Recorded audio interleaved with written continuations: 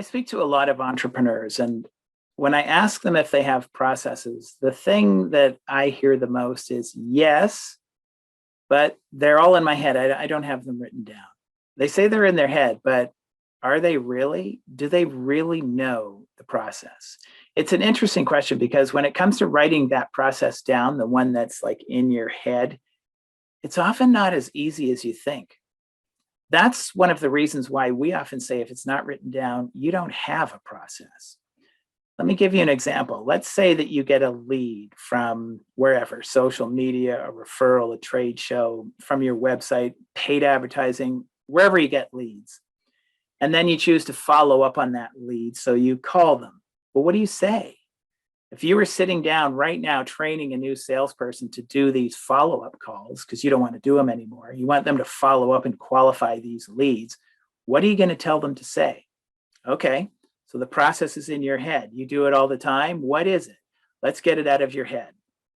The first thing you're going to do is going to be something like a greeting.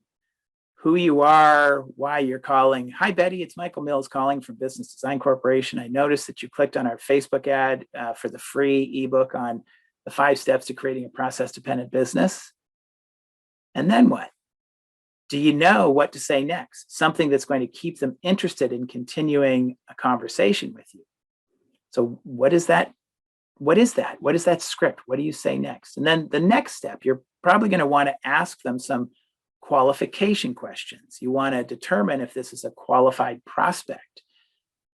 You know, should you be spending time creating a relationship with this new contact, with this referral, whoever it is that you're speaking with? Are you going to want to take the time to persuade them to go to the next step in your sales process? Maybe it's a free consultation, maybe it's a site visit or a demo, whatever your next step is. You do not want to be taking someone to these next steps if they're not qualified. So what are the questions you ask? What are they?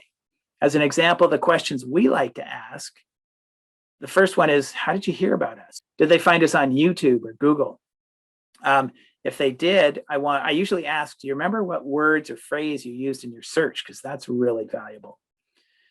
Then I usually like to ask, what was your reason for following up with this? What is the challenge or frustration you're experiencing that you're thinking we might be able to solve? I want to know what their pain is. And then I get into some more qualified questions. How many employees are in your company? Do you have an organization chart? Do you have some existing processes, or are you starting from scratch? Do you have any job descriptions that are documented? Do you have a vision for your company? What's your company going to look like, say, 5 to 7 years from now? Those are our qualification questions. What are yours? Do you have a set of qualification questions? And if you have that set, then what happens? If the contact is answering your questions, what do you do with the information that they've given you? Does it get entered into a form, or does it get put into some sort of a CRM application, or is it passed on to someone else in your company? What is the criteria to determine whether that contact is qualified and whether you should be nurturing them towards the next step in your sales process? And then what happens? What do you say that nurtures the contact towards making a decision? What do you say to get the sale?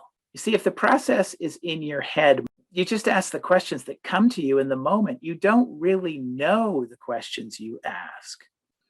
And if you're asking different questions, if you're not asking the same questions every time, if you're not following a consistent process, if it's a little different every time, how do you know what's working?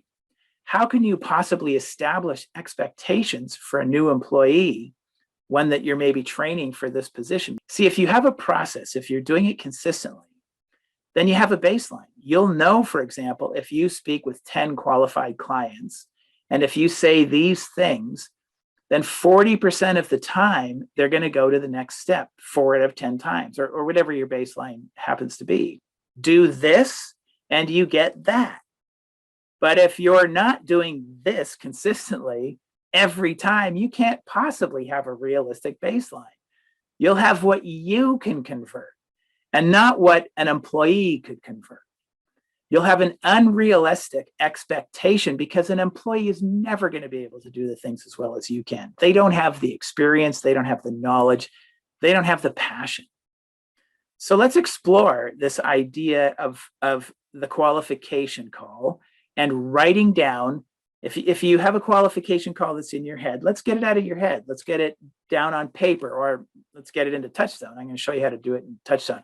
Let's go into TouchStone. Let's download the qualification template and see if you can get that process out of your head. Let's see how well you know your qualification process. So I'm going to log into a TouchStone account, and I'm going to come up to my 4 key functions and go to getting the business. This will be the second key function in your function list here. It might say sales and marketing, but it's always going to be the second key function. And the reason that I'm going to getting the business is because the qualification call is usually a process that is related to sales, and getting the business is where your sales and marketing processes are stored. So click on getting the business or sales and marketing, whatever that second key function is for you. Come over to the library and select general processes and look for lead qualification template. And let's put that under nurturing leads to conversion. So I'm going to select that one. I'm going to click on copy. And now you'll see that it's put the process right here under lead qualification template.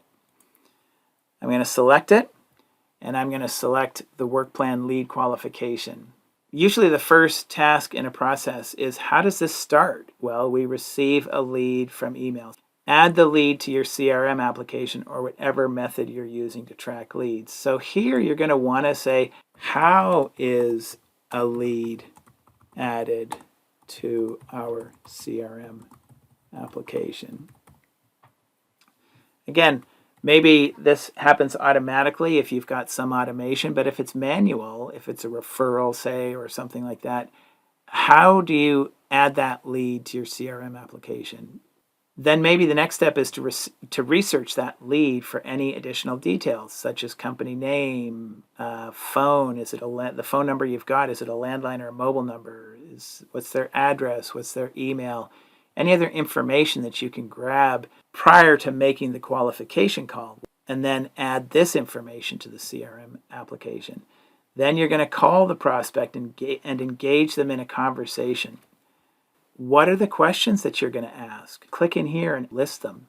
If they're not qualified, what do you do? If they are qualified, what are you going to do?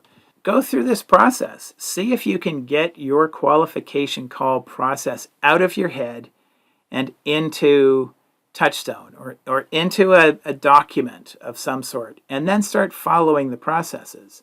If this were me, I would come up to the top here, click link to job description, and I would assign it to whoever I am. If I'm the VP of sales and I'm doing this process and I don't yet have an inside salesperson, I'm going to assign it to the VP of sales, and then I'm going to log in to TouchStone every time I do a qualification call, and I'm going to follow my lead qualification call process.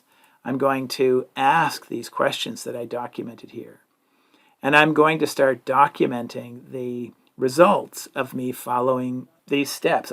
I'm going to ask myself, what are my expectations? If I made 10 calls following these steps, what were my results? And if I'm following this process consistently, I'm going to have some results, and these will now be the expectations I have for someone else that I'm training who will follow these results. So that's an idea. Try to get your qualification call out of your head. So I hope that was enlightening. I hope it wasn't depressing.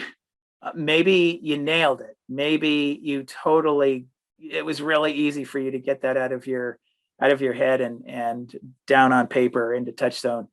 Or maybe it was the reality is you start saying, wow, I may have that process in my head, but I don't really know what I do. It would be very difficult for me to explain it to someone else. So now's the time to start working on it. Now's the time to get it out of your head, get it into TouchStone, start following your process, and build an expectation. That way you'll be so well prepared to train someone new in this process, so you don't have to do it anymore. So I wish you well. Talk to you soon. This is Michael Mills, over and out.